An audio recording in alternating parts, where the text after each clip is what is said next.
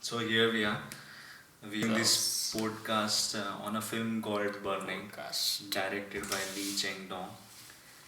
So this film, the basic plot of this film is about a guy who wants to be a novelist, and he encounters a girl whom he doesn't remember, but the girl remembers him. So they meet and they have a sort of an affair, and then the girl disappears, as it always happens in a Murakami story. Jimmy, what do you say about Yeah, Murakami stories? yeah, they are nice. So the girl disappears, then she again comes back, but this time she's with another guy, and he's sort Called of Ben, called Ben, Ben Tennyson. and he's sort of a rich guy, and Not sorry, he is a rich. he's a rich He's guy, like a Gatsby. like a character. Gatsby character, and the story is all about how these three characters meet and how the story unfolds. Yeah, it's about three characters. Two guys, one girl. They Two like the guys, one same girl, girl, they like the same girl, and the girl disappears. and the That's girl the story. disappears Whatever. at the end. We have prepared some questions. So the format of the podcast is like we are going to have first questionnaire, like 20 questions. Then we have prepared some. We'll just talk about the movie. We are preparing. We have prepared some Whatever we stories, think. Yeah, I and then guess discuss we will discuss the stories as well. the stories we have prepared. So shall we start with the Yes, questions? please. So the first question is, in an article I read, Jong Soo is the main character, has not written anything substantial for his ambition, that is to be a novelist. His only act of writing was for his father's petition plea.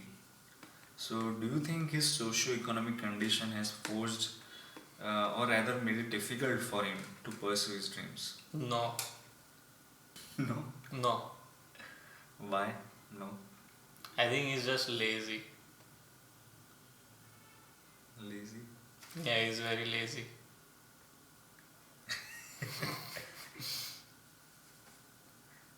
He should have paid attention in his creative writing course classes in college.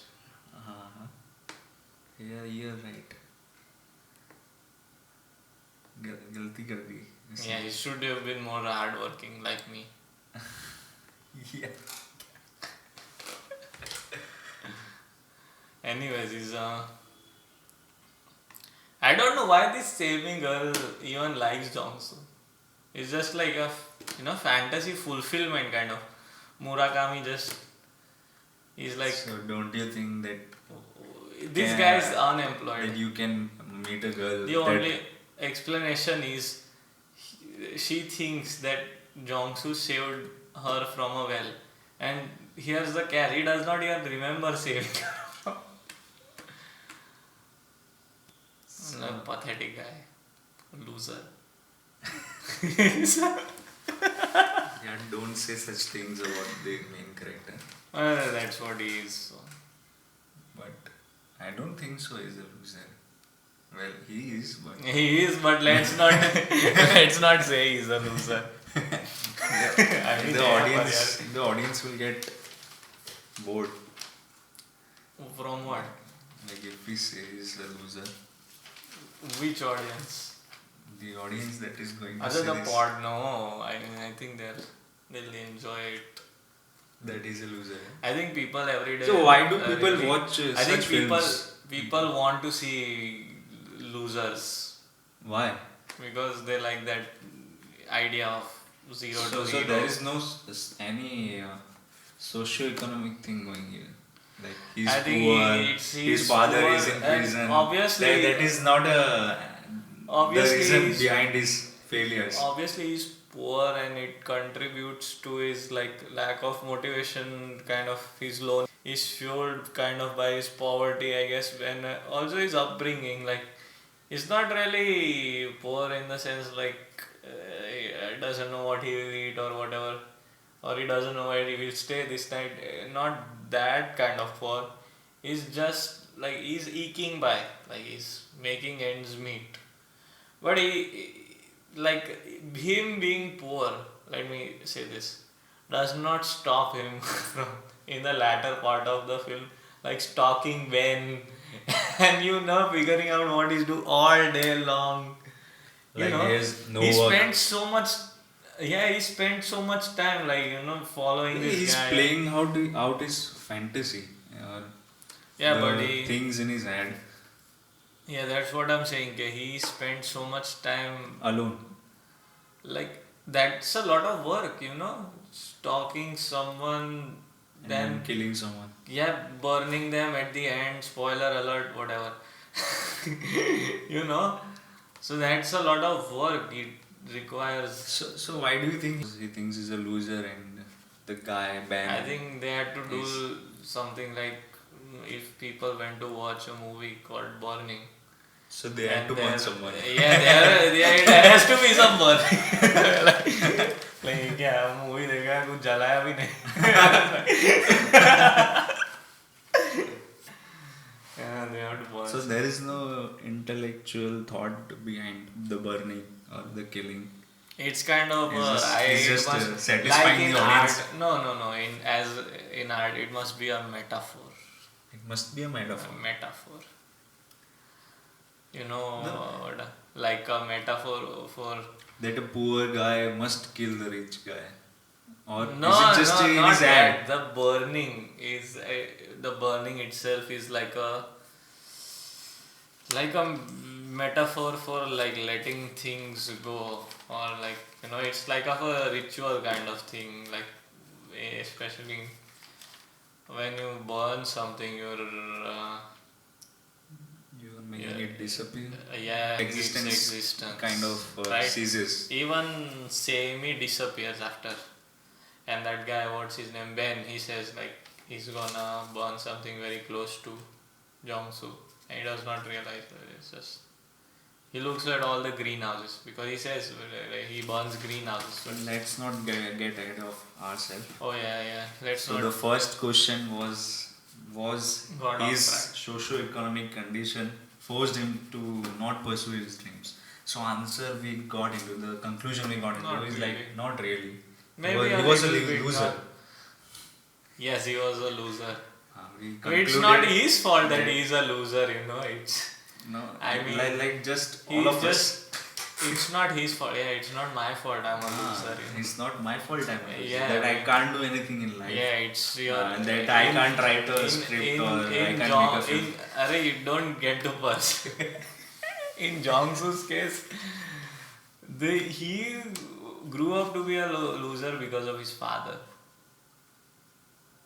His father, because he's such an like. So he doesn't give him a room to explore, to grow. No. He was like his father was really strict, right? Yes. So that I guess that closed Jong-soo off from a lot of people because he so his father could not mingle with a lot of people, right? And because of that, no neighbors would send their kids to play with Jong-soo, or maybe I am assuming that kind of thing. And his father probably didn't have a lot of friends from what we saw, Yes. right? So he wouldn't go out to many outings or social occasions or bond over wherever, Mm-hmm. So he's just like a. He had anger issues. So because of his, and even his mother left his father, right? So he grew up with this father who's a loner, and his father who has like this could not find any. He cannot raise up a kid who grows up to be social. If you are kind of not good at being social, how are you going to raise up a kid who's good at being social? Okay, That's pretty so- difficult. So unless Jong-soo had help from outside, So he it could means not have- you can't, Jimmy, you And- can't raise a kid No, who is going well, to be a no, social. this is not a personal attack. We're talking about the movie, and I was going to say something about the when you also cannot learn to be But when you don't learn to be social, cannot learn how to Right. draw from others' experiences because you're closed off. Mhm. You're always on your own and you never observe. Like you don't get to observe a lot of you develop a different kind of observation skill set, I guess. I think his condition do sometimes contribute the fact that he can't write. Like he is constantly disturbed by the events. Like Oh yeah, he definitely has to deal with his father's tantrums, and he's and involved in that court case and he has to take care of the house, he has to cook for himself. So yes, there's a lot of there's a work lot of obligations which that he has to which prevents fulfill. him to sort of write. Yeah, yeah. Has to probably, maybe also So find some time for some, I don't know, for his hobbies or whatever hobbies he has. I don't know if he has any so hobbies. let's get to the second question. So what was the significance of fire in the movie? Fire is well, the film is called Burning, so like you cannot burn things without fire, I guess, unless. Fire, the act of burning. Like Uh, in one of the scenes, Sammy says that she wants to disappear. Like mm. so, the burning Well, actually there facilitates. wasn't really any fire in the movie. Like not a lot of scenes with fire. There were scenes the Like the burning part. important scenes were there, like his Like there father were. burning his mother's clothes, Yeah, yeah, but those and are. him burning Ban in his car. Yeah, yeah, but those are the only two scenes where there's any actual physical fire shown in the movie. But I Aside from think that, that scene depicts the cessation of the person. Like when he burns his mother's clothes, the mother ceases to exist for him from that moment. well, not so much as ceases to exist for him, but Like in he his is life. more so he's burning his relationship with his mother. Like as you said, he's ending his relationship. He's burning his tie. We said. So the burning is more of a metaphorical burning rather than because even if you see in the short story or the William Faulkner short story, the Faulkner short story is also kind of where his father is found out burning barns or something. He's accused of burning a barn and he's incriminated for that, and his son knows, and his son has to be a co-conspirator with his father in his crimes of arson. But then again, at the end of the short story, you find out that his son, informs a guy whose barn is about to be burned by his father or something, and his father ends up being shot or whatever, something like that. I don't exactly recall. But so in the end, there's the literal physical burning. That is the burning of, let's say Ben burning greenhouses in the movie. You could say it could be burning, could be like ending ties with someone, or you know making something disappear. It could be, it's like a significant, it's a event in time, and when it happens you kind of burn a bridge or a connection, a relation to someone. I think that's kind of Like how it I never interpret existed it. before. No, it did exist before, but it's But suddenly after gone. the It's suddenly gone. That's a common theme in Murakami stories where he suddenly so makes. do you think after burning his mother's clothes, he also burned her memories? Like No. like he deliberately He did not burned. think about his mother. He did not think about his mother as his mother anymore. I think he burned the relationship. So did he forgot all the He did not moments forget. or time he had with her? He just, I guess, he just burnt his the of, like, she is my mother. He never contacted her after. Yes. So he just burned the relationship of, like, the status of her being the mother instead But of. also, he was very young at that point of time. So do you think that he would have thought that much? No, it's Like not something that you think of. It's something that happens subconsciously. I think that's what so the story is trying to tell. That's what the film. subconsciously after burning, he His father did it for him. His father born. His father forced, like, not forced, but told him, like, clearly. Maybe forced him. I am not sure. forced him. His father forced him to burn her mother's clothes. That was like a ritualistic ceremony. It's like, she's not your mother anymore. Burn her clothes. We don't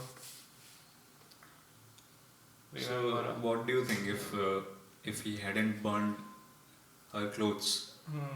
Would he still have thought Maybe of you her? would have, thought of connecting with her mother in high school or whatever, or maybe keeping some connection with her and visiting her often or something. But this act is But sort of her mother's character is not really explored except for, one scene, one brief scene we'll where get she to that. comes to. Yeah, we'll get to that, but I am just saying it was a very brief scene. It wasn't explored much. That's it. So let's get to the. This another is question. not a funny movie, huh? No, not at all. Yeah, it's not. It's kind of horror thriller. It's not horror. It's thriller, but it's not horror. It's kind of. You can. I guess say- you can say a lot of people might find this movie boring. What do you think is an extra bonus question? What do you think is so interesting about movies like Burning? Like, why do people watch like movies like Burning? because it kind of explores the uh, unexplored. Unexplored. Like nobody really thinks. Yeah, it's more of a subconscious. At a subconscious level, we all think that, but we don't really talk about it. Like the So things that are. we like watching these movies. Uh, We when it plays out in front of you, you never really are conscious of it. But after watching the movie, you keep going to that scene. You keep going to that moment in the movie. Uh, so it kinds of grows on you, the movie. I think it's one of those things that these kinds of movies, what they do for me is they talk about things that are hard to talk about in real life, and hard to, not just because it's a difficult subject or whatever, but it's just hard to articulate or hard to understand those feelings. Yes. These are ever present phenomena in everyday life. Like, they happen all the time, but it's really hard to understand unless you really think about it. And I guess movies like do a good job at using a lot of imagery and and a lot of devices, metaphors, or whatever, literary or film devices to explore these complicated Like when a person emotions. close to you dies, you feel something, but you can't express it. So this film is like that. It expresses that feeling, that disappearance, and that sort of helplessness. Okay, let's move on to the next question. So, do you think Jong-soo gets closure after he kills Ben? Then he kills Ben. I think Ben gets closure on finding out that he's being killed by Jong-soo.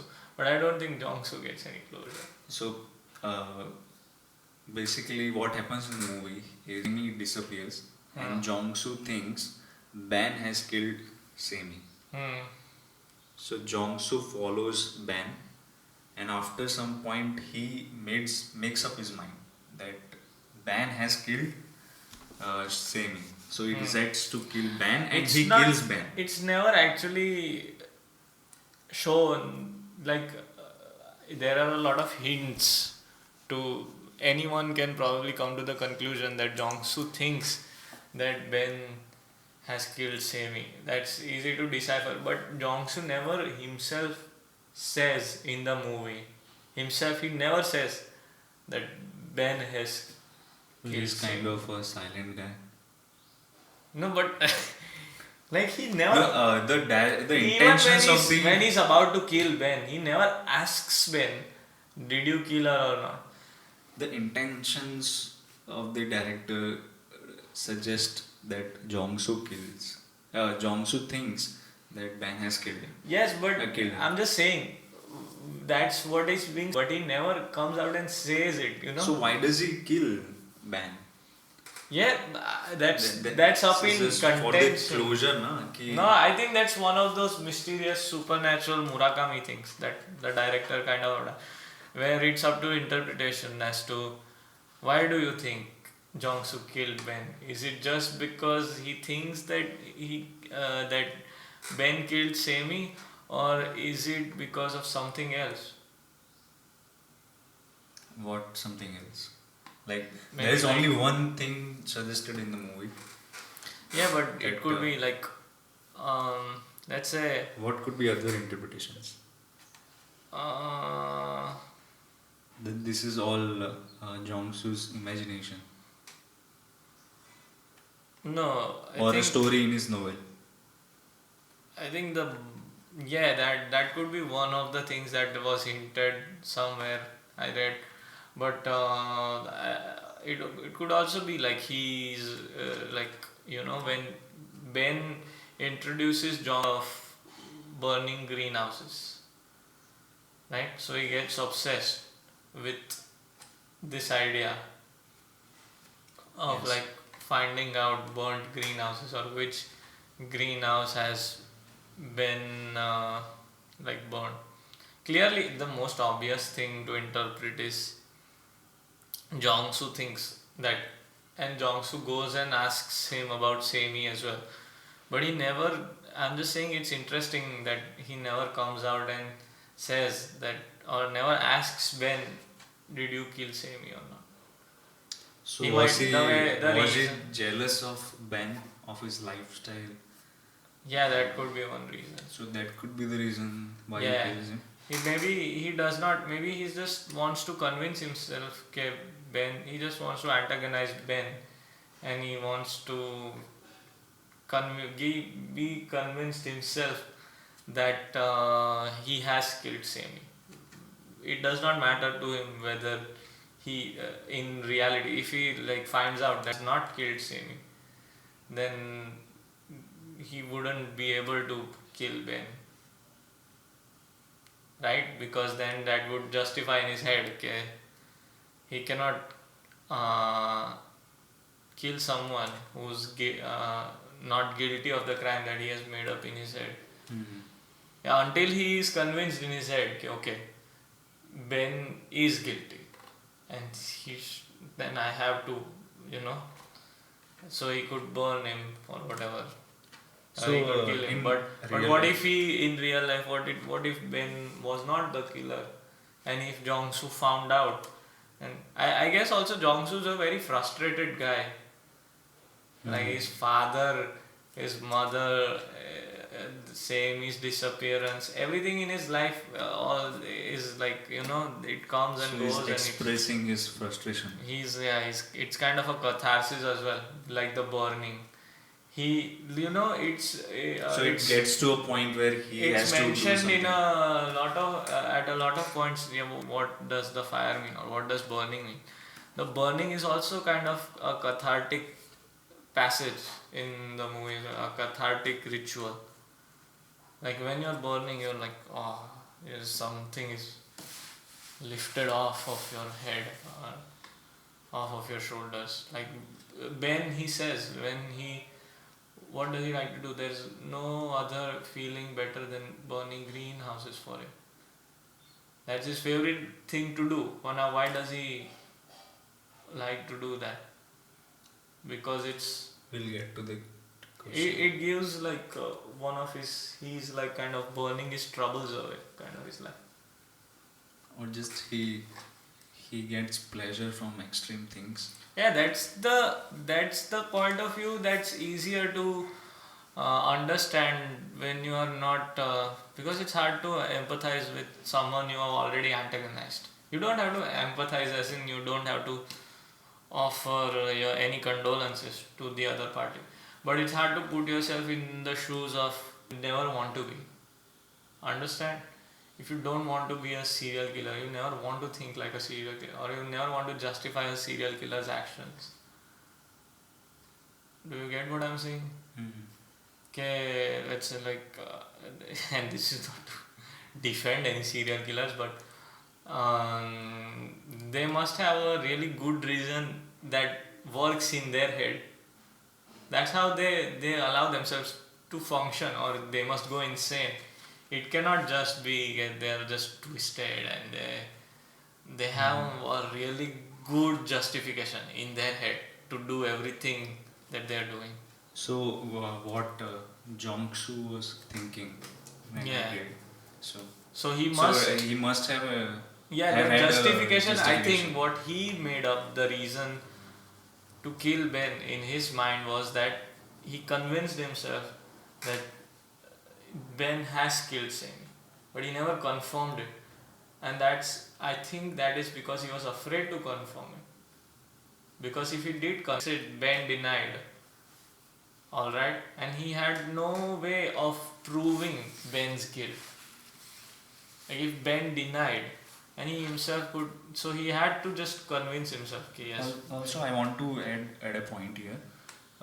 So before the disappearance of Semi, when she was the last conversation or the dialogue between Jong-soo and Semi is Jong-soo says to Semi that you are a whore to strip yourself. There's another. That's the last thing he says to her, and the next thing we know, or Jong-soo knows, that she has disappeared. So I think there is also a guilt of him that he said such worse things to her that she Well, there's went also away. another scene where a brief exchange takes So place. to between- cover his guilt, he starts blaming Ben for her disappearance, and But do you know he there's starts also playing that story. yeah, And there's- it comes to a point there where he had to kill Ben to justify his story. that's not the last exchange though between Semi and Jong-soo. That's the last. Where There's a phone call. there's a phone call Yeah. where and I think the last feeling of guilt, obviously he's really guilty that he like kind of wrecked his relationship with Semi, because I guess it was more out of like self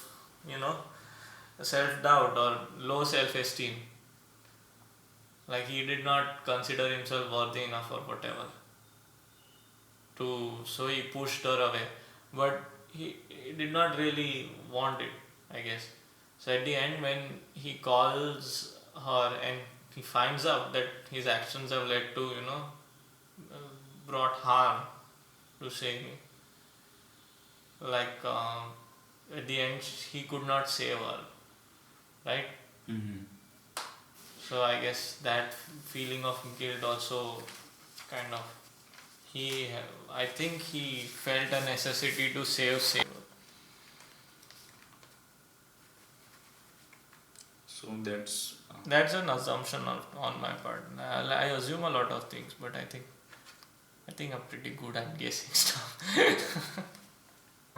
Anyways, let's move on to the next question. It's a lot of time.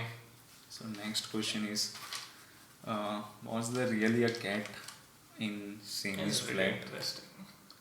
or do you really think that Semi was Again, speaking truth all the time? This movie does this a lot. So why does the director chooses to show Sami in this light, like why she had to be ambiguous, like her statements are re-verified by Jong-soo later in the movies.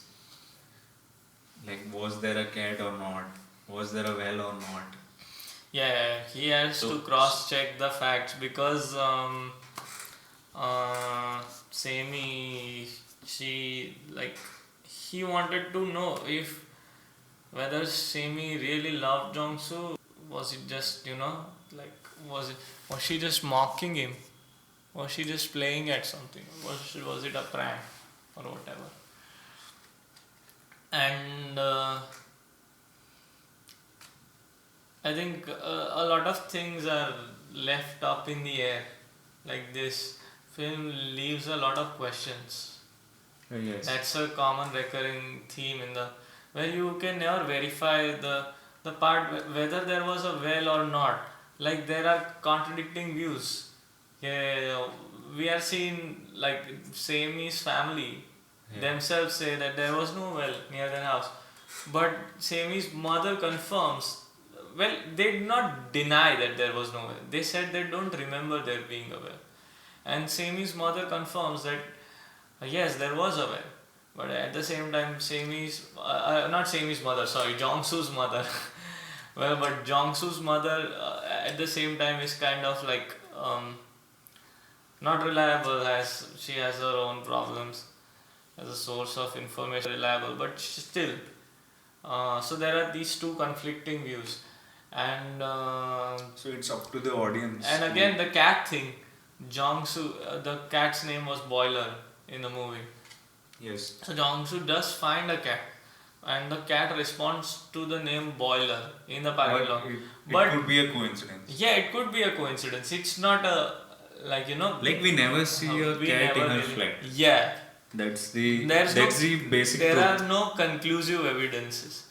Yes. There's no conclusive evidence that Ben killed Sami. There's no conclusive evidence whether there was a well or not. There's no conclusive evidence whether the cat was there or not. You know, so it's Yeah, also the fact that such a big incident in her life, and nobody else remembers it. Why? Why was that? Like she fell into a well, I don't know. and I don't know. her family doesn't remember that she fell into a well. Yeah, that's weird. He Such a big incident that she remembers, like after being an adult, she remembers it. maybe there was an Alzheimer's epidemic in the area. So, They must have forgot. Nobody gave a fuck about. also, Sami. I think this is a very good storytelling elements that What? you engage the audience in your story to participate. Well, in it the could, story. if done well, I guess it could be good. But unless done well, it's very frustrating to leave Like everything. as an audience, open. you're constantly thinking that was Sami saying the truth or not, because all the like if Sami was saying truth, then Ban has killed Sami. Goes like that hypothesis. Yeah, is- makes sense. Like There's if also- she was lying, then we can doubt that Ban hasn't killed him. Yeah, there are multiple aspects to the movie. How it could be seen. If they let's So if we have like that Sami was saying the truth, if then we, it would have been yeah, like yeah, and she has no reason to lie about this stuff. Like there is no. Why would she lie about there being a well and she being trapped in it and Jong-soo saving yes, her? it's There's- weird. Yeah, why would she lie about there being a cat in the flat? She has no reason to lie about stuff like that, unless you are, I don't know, unless you have some Like compulsion also to lie. she was taking mind classes, so she was imagining a lot of stuff. Oh yeah, I never thought about that. That was a very interesting. big part in the story. Yeah, That she was a taking mind class. and she, yeah, you have to and she said something, like the key to miming is not remembering that there is an apple there. It's about forgetting the fact that there was no apple in the first place. Yes, that the, you have to forget that there isn't an apple there. Ah, That's the key to mine. The reason that she was making up stuff, hmm. things that didn't happen, but Yeah, she just forgot that there was no well or there was no cat. yeah, she just forgot. It could be one of those things. Interesting. I never thought about that. So, shall we move on? Yeah, let's move. It's been too long. So, why did Jong-soo burns his clothes? Why? While killing? I think it's just to So why get that rid of egg? the evidence. Just for the sake of evidence. Yeah, factually, I think that's it. I don't think there's any other reason.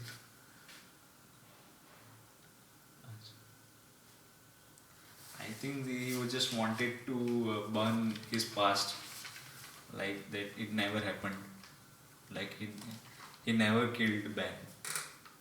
Hmm. He wanted to forget that, so he burnt his clothes, and he wanted Huh. to start a new life. Yeah, maybe.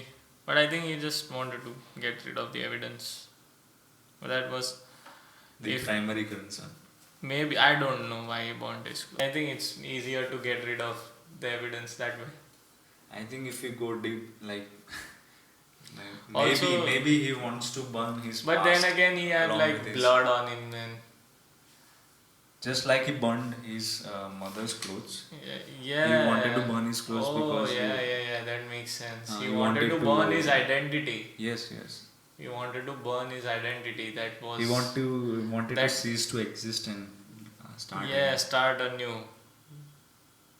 Yeah, that makes sense. Also, the police. He was well. One of the themes in the movie, not really a theme, but things that were ever present in the movie was the unreliability of police in or like the justice force in Yes. in Jong-soo's life. They have never been like they have never helped him. Like his father, he was not really guilty of doing any criminal. All he did was he got mad at some politician or something, right? Yes. And that's what got him into trouble. It wasn't even him, it was his calf or something, right?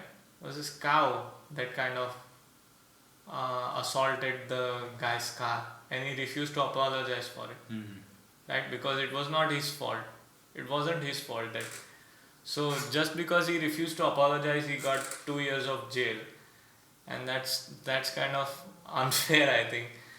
Just because if he had just apologized, he would have been let off for nothing. But just because he refuses to apologize, there is no real crime. The only crime here that Jong-soo's father is committing is that he refuses to apologize, and that's what got him So maybe the film is commenting on the a little literacy.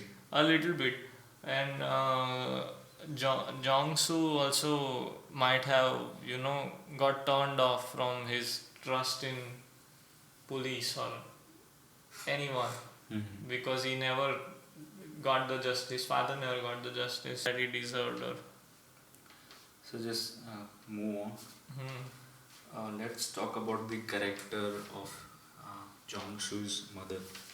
Why is she's so indifferent to her children? Like she doesn't call them. throughout She only calls it's Jong-soo hard to when. comment because our mother's character is so little explored in the movies, so it's hard to comment about that. She doesn't appear for a lot of time in the movie as well. She's not talked about much except for 2 or 3 scenes, I guess. She only calls Jong-soo when she was in need of money. No, Which she was- wasn't really in need of money. She wanted to buy something, but Jong-soo said that he would buy it for her, and then she said something like, "But could you afford it?" or something.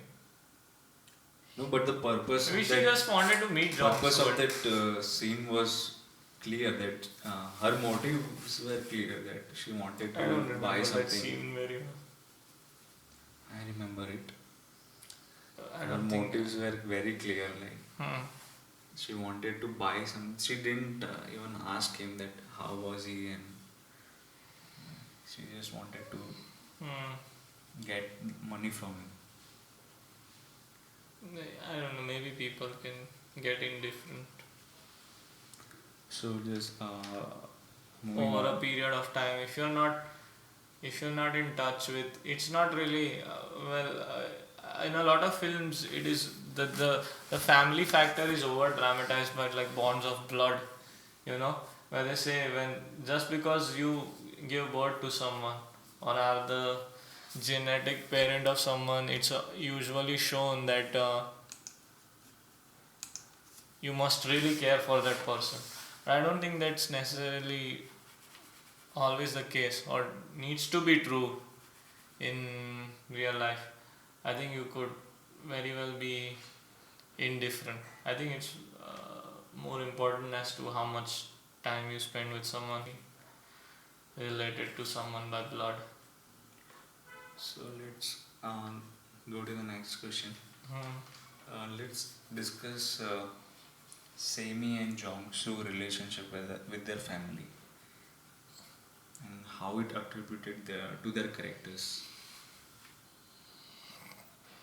Like they both Stuff. had a very bad relationship with their family. Semi's mother and sister didn't care where she was and what she was doing, and the same with I Jongsu. remember the scene with her mother and sister when Jongsu goes to meet them. They clearly say, "Oh, Semi must have sent you. Just tell her that we are not going to let her back in the house unless she pays her credit card bills."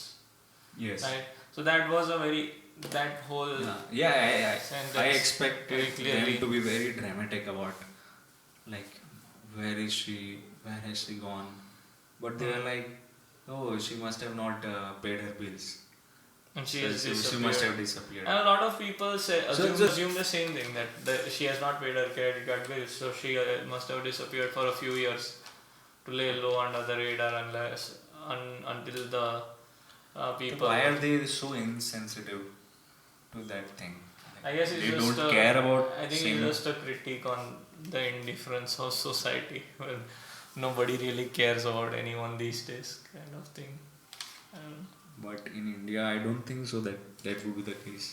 India, I think that's Like if very in much India, the if case. someone goes like, if I go missing and you tell my parents that he has gone missing, then they'll freak out. Well, that depends on what kind of parents you have. I don't think all parents are like that. But You in this must. movie, both Jongsu and Simi's parents are indifferent to them. They don't really care what they are doing. Is there a pattern there?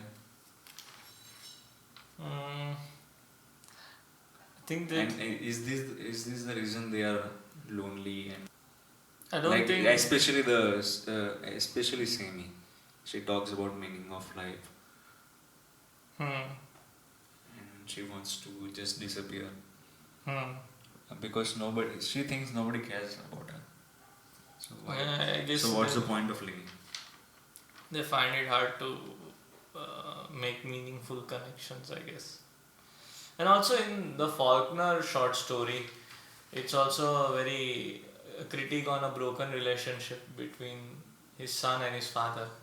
And his father is this, he's not a good father, and he gets his son involved in these criminal activities. So I think drawing inspiration from them, it's also like a critique It's on about a broken family. broken families, I guess. Yeah, it's about Also, broken the families. critic on the nuclear family concept that Hmm. it is not working or Yeah, something like that.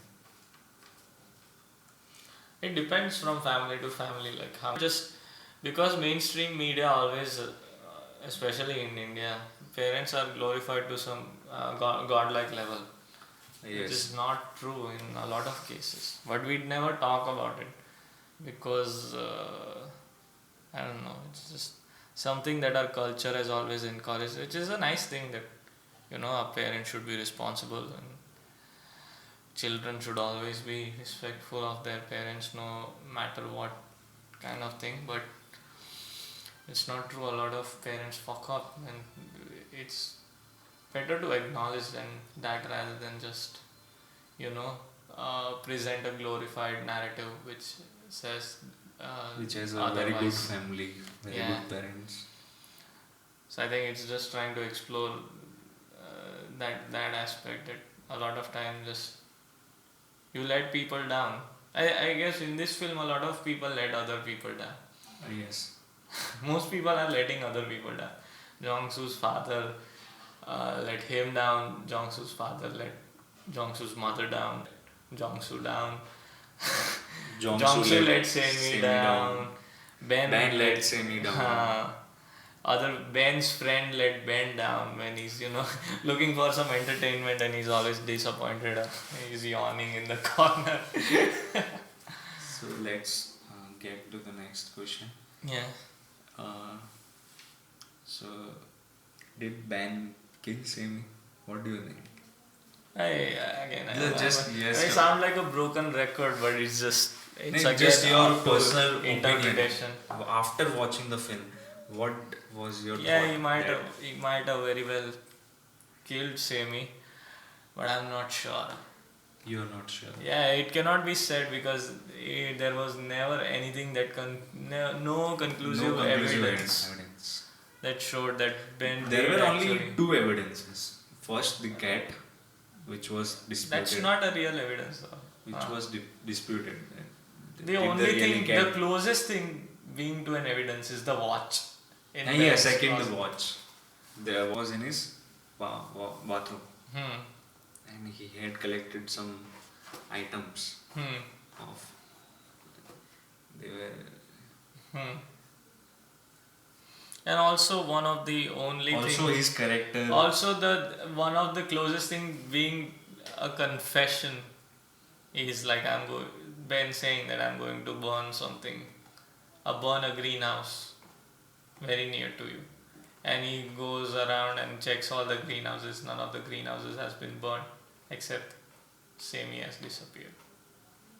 Also, when Jong-soo stabs Ben, Hmm.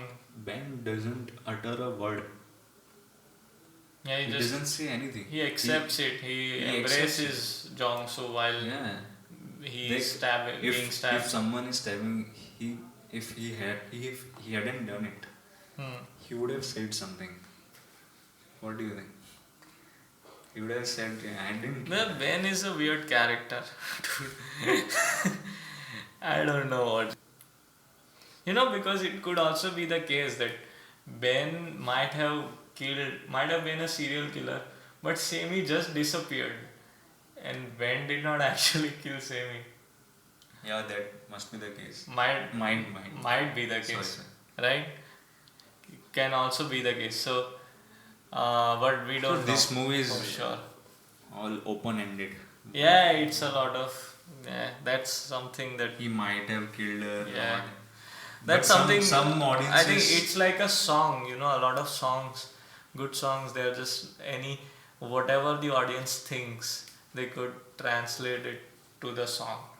It could be about anything, and it could take on the shape of whatever the consumer of that particular piece of art is thinking at that time. So whenever someone is watching the movie, from their point of perspective, the movie will take up a drastically different meaning based on their perspective. That's what's so good about this movie, that you can come up with so many interpretations. Although the events are, but there's so much left for different open. persons. That they the could, meaning changes. Yeah, they could form a lot of interpretations. That's a really impressive thing to achieve in a movie, at least. Yeah. So let's get to the next question. Let's talk about Ben's yawning in his outings. Like, why is he so bored? Like, he has all the money, all the luxuries. I think Still he is bored and he he's wants to burn he's greenhouses. overexposed to all the entertainment now, so he's like kind of saturated. have experienced which has everything. also happened in our life Yeah, in the general. in general, In general, people have modern been times. consuming Yeah. more and more Mm. entertainment. So So he they, does this all this radical stuff. You know, he burns greenhouses. He goes to Africa for no he reason. goes to Africa. Yeah, We don't know why he goes to Africa. yeah, and he meets this interesting girl, Semi. Gets, you know. Like whenever they were on an outing, Hmm. the yawning of Ben Hmm. was very much emphasized. Hmm. Like there was a shot that he's yawning. Hmm. I Like think there he's are bored. only 2 shots of him yawning, or 2 or 3. Yeah, 2 or 3, and Hmm. although all of them are in like An the outing. friends are. Yeah. Uh, One is before Semi disappears, and one is after Semi disappears. yes. And he's bored. Yeah. He doesn't like anything. He's He, devoid of any sort of feeling. He cannot be excited from anything except for burning greenhouses, I guess. He has to. Everything else is so boring. so do you think like if people has too much of luxury or too much of entertainment, Yeah. they kind of get bored and want to do Yeah, extreme things? definitely. Like Well, the extreme rich, things, I don't know like about rich extreme people things. might do some extreme things which may not come in out. Well, we are not discussing Eyes Wide Shut today. That's Yeah, what might be the case. So, what do you think Ben does for a living? Kills people. I don't know. He's like He a, doesn't reveal he's anything. he's a Gatsby character. He's very rich. Yeah, he's just rich. He just, what does he do? He goes to his favorite coffee shops. And he He has talks a lot to of his- free time. He drives his Porsche around the city. You know, he goes and once a month he burns greenhouses. You know, from time to time he'll probably go to Africa or somewhere. Hmm. So I don't know if did she really go if to you have Africa. to guess, like what he might be doing, what do you think? Import export. Like he might be in some illegal business too. Well, he asks him. Jongsu asks Ben what he does, and he answers he has fun, right? He plays. Yeah, he plays.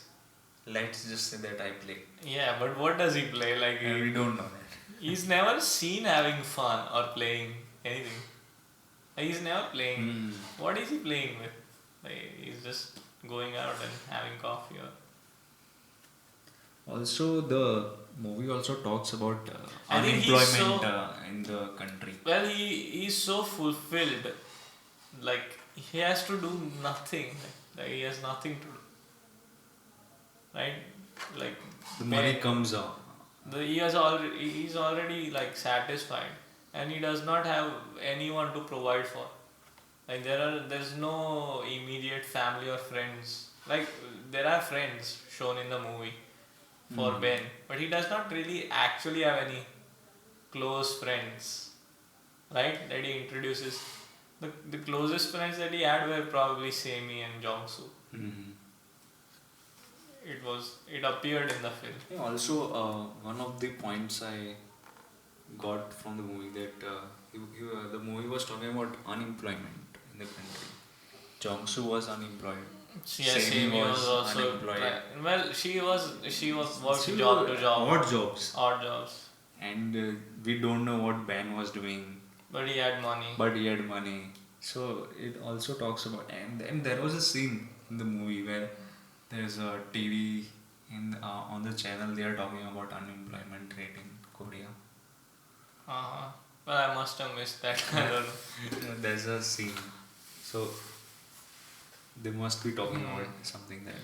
Yeah, maybe I'm not sure. I don't pay much attention to the political remarks that the director has to make, or subtle political. Yeah, I think hints. movies are somewhat political. Yeah, they are like obviously You must everything. have Everything is political to some extent, but I'm just like very. The I court miss those case, things very the easily. court case, and Yeah, the father gets yeah, the it's of political commentary. bureaucracy. Yeah. Okay, let's move on. Uh, do Also, you I'd rather not talk about the politics because it's just boring to me compared to everything else that's been going on in the movie, which is way more interesting to me. so do you think Jong Soo really liked Semi, or was he just jealous of Ben? Yeah, I loved Semi. But he That was I think when they met, he says that as well. He when loves Semi. Jong Soo and Semi met for the first time, Hmm. Jong Soo doesn't remember Semi, but Semi is No, he excited. does remember. He remembers after some point. Oh, like, No, I think he does remember her. He oh, just tries to not maybe recognize her. he's lonely and wants like she satisfies his loneliness. So But he kind of that get could be attracted to said her. about any relationship. like Romeo Juliet. Yeah, Romeo was just lonely. Like, No, yeah. not all relationship. Like particularly in this movie, Jong I Soo mean, was any lonely. human connection. Why do you seek human connection? Because you are lonely. That's you don't want to be lonely. Not all people are lonely. Yeah, but Some people are like there are different like kinds talking. of loneliness. Like you would be surrounded by people and still be lonely because you haven't found the right one or whatever. You understand that point of view? No, I'm saying that he was attracted to her, not like he didn't like her. He did like her. I mean, there was Well, no substantial scene to suggest that he was thinking well, about her. He was just I think I satisfying would his just say sexual needs. no, no. You know, when he went to Why her, would he take? you know, when he went to feed her cat, he always masturbated in her flat. Well, maybe not always. Yeah, Always, no, I don't know. always. It Maybe was he just was a bit fucked up. Maybe I don't know, but I think it was.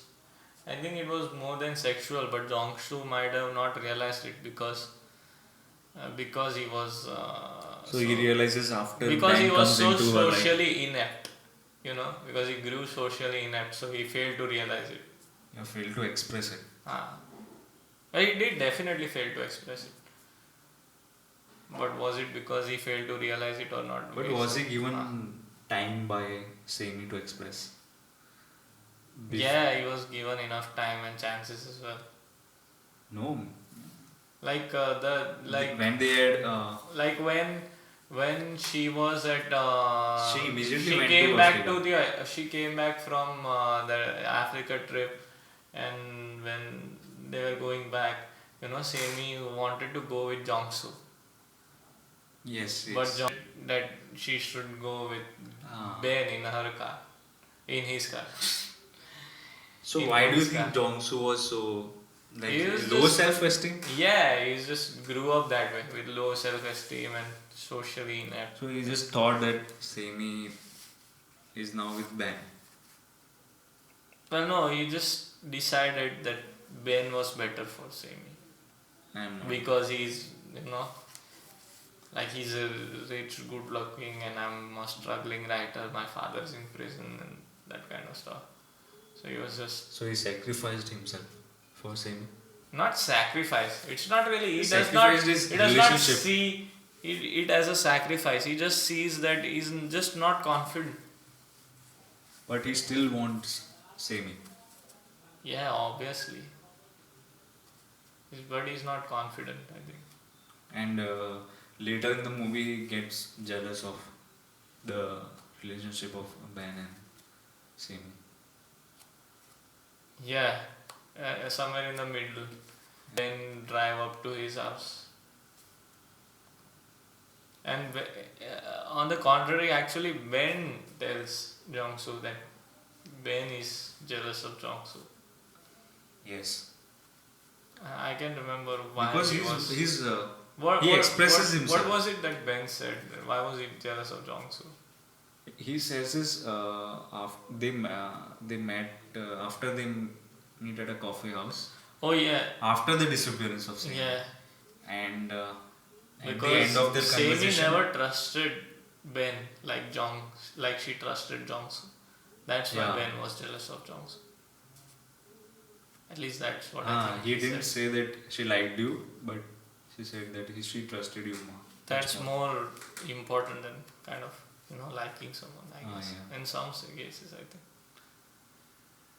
All right, so let's take some final questions. This has been running on too long. I guess we will do two more questions. What So, short questions and end to it here. extension of this question, are relationship based on how much wealth does one possess? Like, Sami chooses Yeah, Ben to because some extent, it depends on what kind of person you are because seeing. yeah, does the movie comment on the income inequality? That Well, it Ben is definitely rich. addresses it. I don't know how. Sami It's open. chooses. It's not really commenting, as in it's not making a statement out of it. It's just like addressing it in the movie, and it's telling its story. But it's more about other things rather than just social inequality. I mean, income inequality. That stuff is there on the side. It addresses it, but that's not the point of the movie. I think the point of the movie, to me at least, is like how often through our own inadequacies or through our own mistakes we like burn down the relationships we have, and we kind of For the relationship, we fuck up stuff. and we don't accept that we fucked up. No, we accept it too late. I think. We realize it too late that we have fucked up stuff.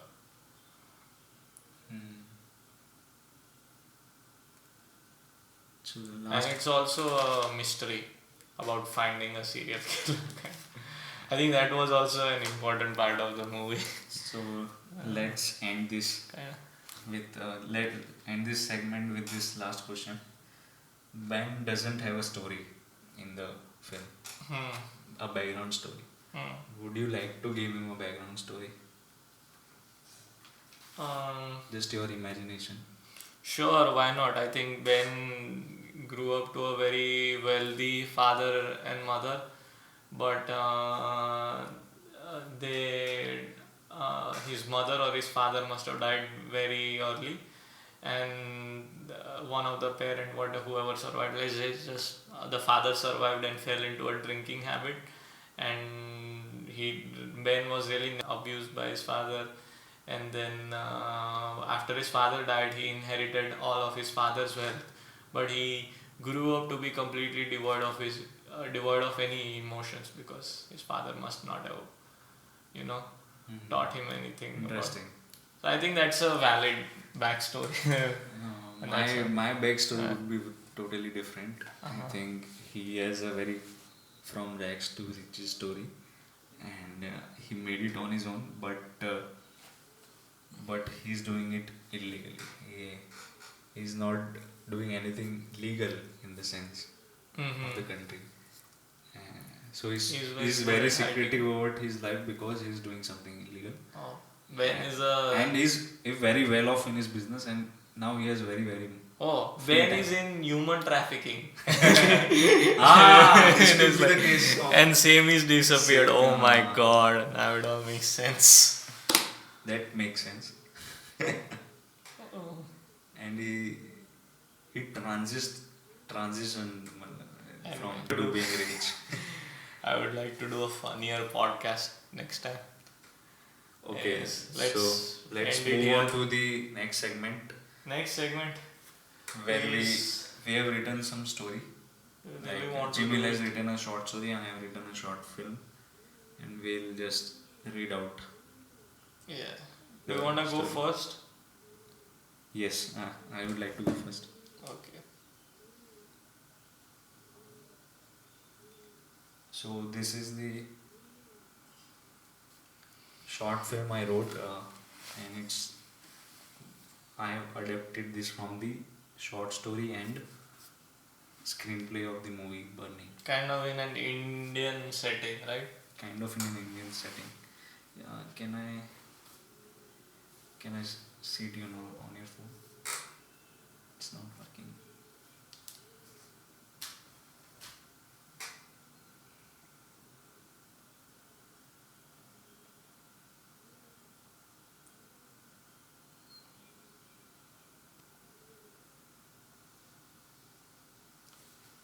Okay, so let's start. Uh, Scene 1. Exterior day beach. A boy is alone in the beach. He has a bottle of beer in his one hand and a joint in another. He looks calm, enjoying the nature. He spots a girl near the ocean. He can see her back. She has worn a dress. She is visibly silent with no movements. The boy first walks, then runs towards her. He grabs her by the hand and her face is seen for the first time. He looks at her, recognizes her immediately. Raj. Hey, hey, तुम्हें याद हूँ मैं? The girl is silent. Raj. मैं राज हम school में साथ में थे. The girl is silent. The girl grabs him by the hand, then pushes him into the water. The girl, with all her strength, tries to drown him. The boy is struggling under the water. Cut to scene 1.1. Interior day home. Sister pours water onto him. Saina. भैया उठो, 10 बज गए. आज भी आपको boss की डांट पड़ेगी. Raj wakes up, rushes towards bathroom. Raj wears his clothes and gets the delivery location on his phone. Raj's boss on WhatsApp. Here are the delivery and pickup locations. Don't be late today, otherwise I'll cut your salary this month. Cut to 1.2. Exterior day office building. Raj parks outside an office building waiting. A girl walks up to him. Neha, cake. Yes, Raj, yes. Neha, it's my delivery. Then they complete the transaction. Raj is about to say something but turns away. Neha is about to go but stops and in excitement asks, Neha, hey stop, तुम राज हो? राज, हाँ. तुमने पहचाना मुझे? नेहा, हाँ, हम school में साथ में थे. I know, I remember everything. Raj, oh, मुझे लगा तुम भूल गई होगी. नेहा, क्यों? राज, तुम यहाँ पे काम करती हो? नेहा, हाँ, I am an intern here. Sorry, मुझे लेट हो रहा है. They both part ways. Neha stops and runs towards. Neha, hey, कल फ्री हो? लंच पे मिले? सॉरी, आज मुझे काम है इसलिए. कल पक्का. राज, हाँ, कल. Cut to second scene. Interior day cafe. They order a coffee. Neha, so क्या कर रहे हो आजकल? राज, कुछ नहीं, I am trying to write. Neha, oh, how exciting. Raj, like a film script. Neha, कुछ लिखा? राज, नहीं, अभी कोई सब्जेक्ट नहीं मिला. तुम तो शिफ्ट हो गई थी. नेहा, हाँ, काम के लिए. I got a job here. तो अभी यहाँ रेंट पे. Cut to exterior day street. Neha, तुम कहाँ रहते हो? राज, यहीं पास में, not a big city. They encounter a cat. Neha goes to her. Neha, so cute. I have a cat at home, just like her. Raj, I don't like cats. Neha, क्या? Cats नहीं पसंद? I still with cat. Raj walks away. Neha catches up. Raj notices a tattoo on her hand. Raj, ये क्या है? Neha, wanderlust. People who love traveling. I love traveling. I save up money so that I can travel alone. पिछले साल मैं मनाली गई थी. I want to go abroad. They reach to their vehicles. Neha, hey, I wanted to ask you something. There's no one I know in this city I can trust. I'm going to Africa next week. क्या तुम मेरी cat का ध्यान रख सकते हो? सिर्फ एक हफ्ते, please. Raj after some pause. Raj, yes. Neha hugs Raj. Neha, thank you. Are you free now? Do you want to see my house? Raj, yes, I am free. They reach her house. Cut to 2.2. Interior day, Neha's flat. The room is dirty. Photos of her traveling are on the wall. They sit down. Neha prepares tea. Raj inspects her flat. They kiss each other. Cut to scene 3. Interior evening. Raj gets a call from Neha.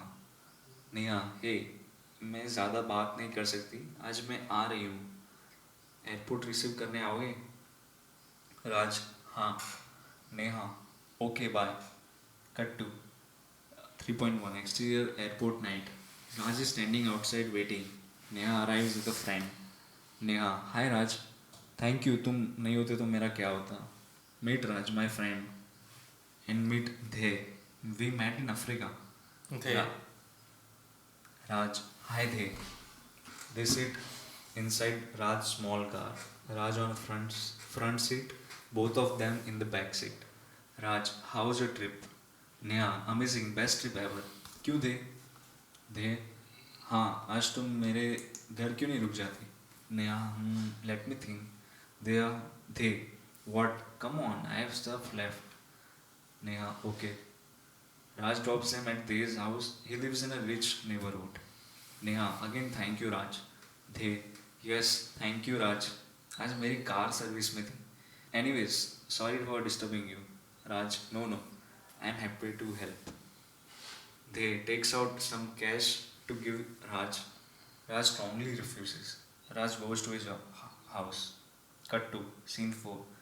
Montage of a month passing various locations. Raj doesn't get a call or text from Neha. He tries to reach her out both at office and through calls. He gets no response. Cut to scene 5. Interior evening Raj's house. Raj is sleeping. Raj gets a call from Neha. Neha, drunk. Hi Raj, कहाँ हो तुम? राज, घर. नेहा, आज अभी free हो? राज, हाँ, क्यों? नेहा, तुम्हें याद है देह का घर उस दिन ड्रॉप किया था तुमने? Raj, हाँ नेहा वहाँ आ जाओ Neha cuts the call. Raj is confused but gets ready and leaves for De's house. Cut to scene 6. Interior night De's house. Both Neha and De are high. Neha is jumping around. De is silent, calm. Neha, hi Raj. Raj, हाँ. Raj sits down. De makes a joint in front of them. Raj looks in awe. De offers the joint to Raj. Raj takes a puff. Raj hands it over to Neha. Neha takes a puff, hands over to De. Neha goes silent. Suddenly rises and starts dancing and singing.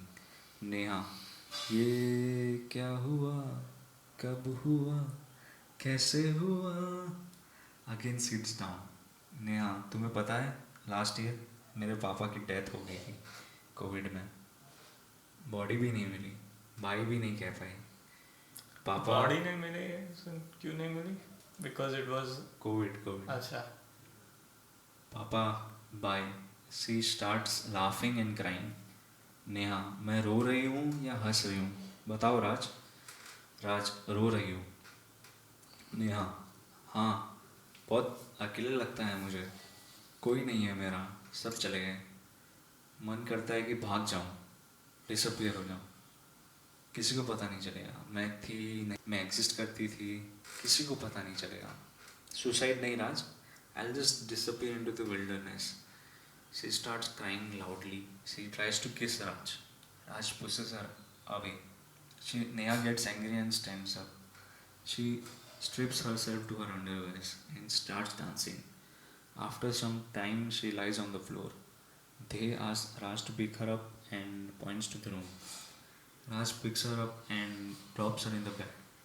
Raj gives her a kiss, but she is unconscious. She sleeps. Raj comes to the living room and they continue. I am jealous of you. Raj, क्यों? You don't know. Raj, no. She likes you. You are writer? Raj, हाँ. ना. मतलब I have not done something. But you write. Raj, yes. And you can't understand a girl. What do you write? Horror stories? Raj, no. She's sort of obsessed with you. She talks about you all the time. Raj, really? They moves to hit him. मन करता है तुम्हें मार दूं. They starts laughing. Raj also starts laughing. दे तुम्हारी family है? राज, माँ नहीं है, बचपन में मर गई थी, बाप और बहन है. दे, अच्छा, I will murder you and then file a missing report. तुम्हारी फैमिली को कोई शक नहीं होगा. Dey again laughs. Dey, chill, I'm not a murderer, but a good story, man. A man kills her girlfriend's lover. You should write it. What a plot. राज, हाँ, दे, और थोड़ा plot में ट्विस्ट भी आ सकता है. A man kills his girlfriend instead of her lover. What do you say? राज, हाँ, nice plot. दे, है ना? like, राज, nice part. तुम क्या करते हो? दे, क्या? मैं कुछ नहीं, इम्पोर्ट एक्सपोर्ट. अच्छा. राज, किसका? They starts laughing and doesn't answer. They slips on the floor. Raj also slips after some time. Cut to scene 7. Montage of another various locations.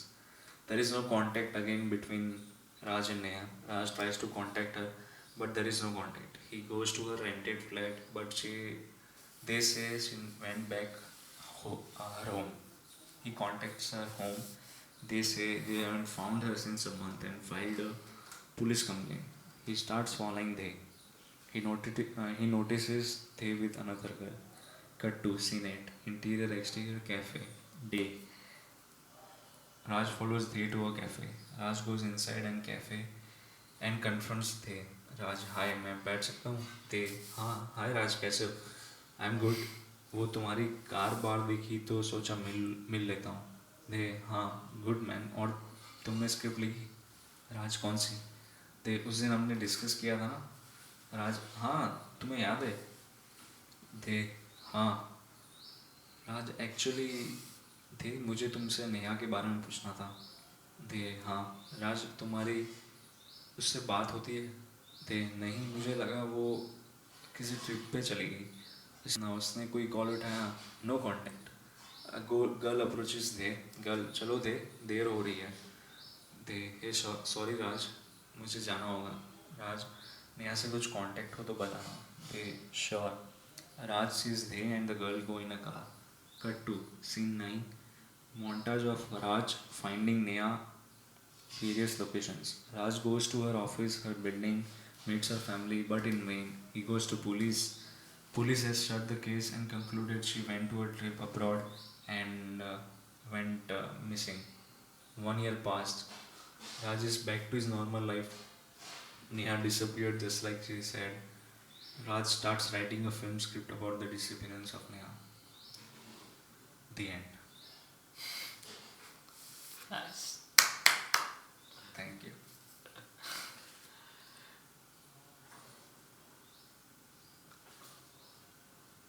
This was it's quite long. So Next time we'll keep it short. they can be achieved. Yeah.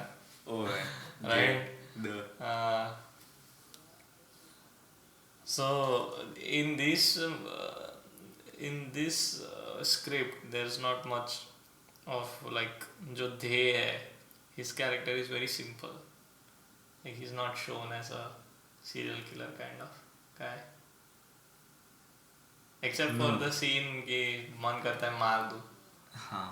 So in this script, it's more like Neha has disappeared out of her own accord. Basically, I take what I thought the movie was about the disappearance. So I took that part, that the fact of her being disappeared, and made it into a short film. And at the end, there would be a song which I heard. She fades away. She fades away. Yeah, it's a Who is that? good song. I just heard randomly on YouTube. Acha, It was a good song. Don't know it. You don't remember the artist? Don't know the details. Just I Acha. randomly heard that song in. So I should read my story now. Yeah.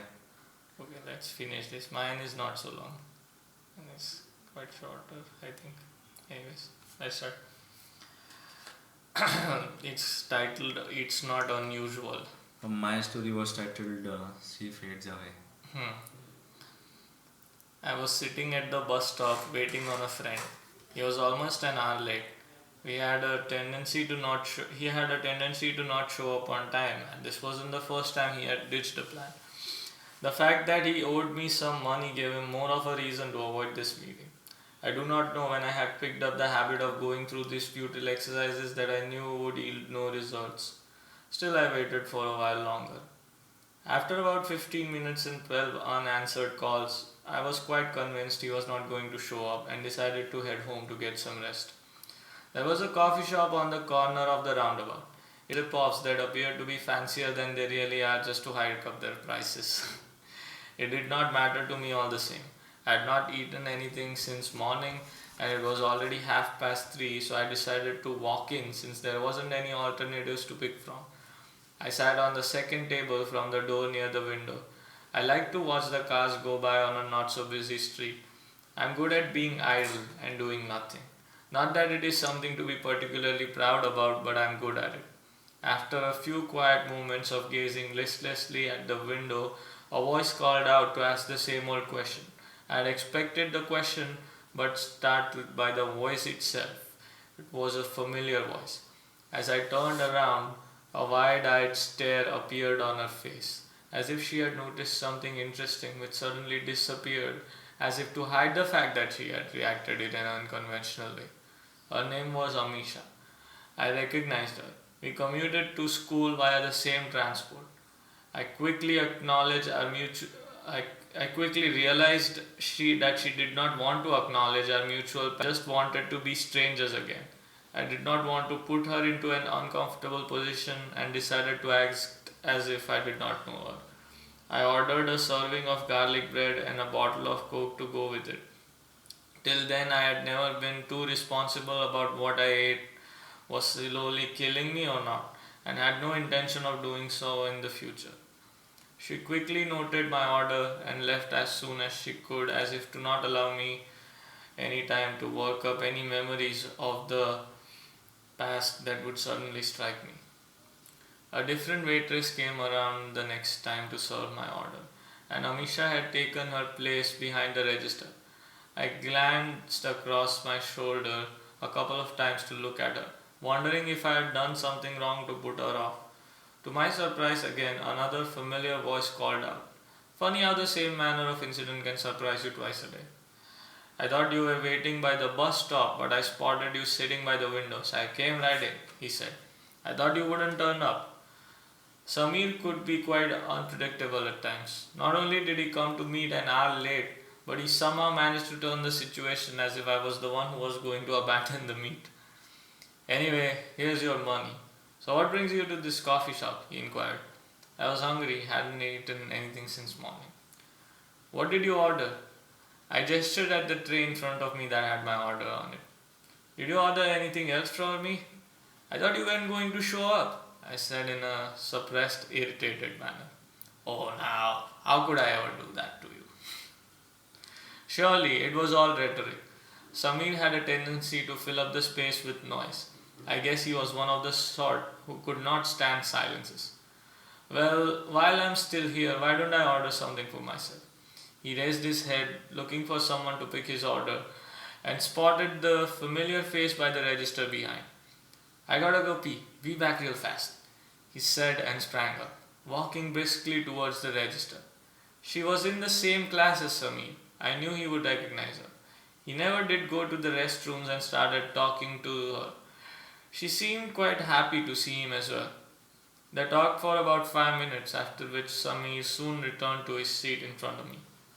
That's Amisha from my class. What a coincidence, can you believe it? It's quite unusual.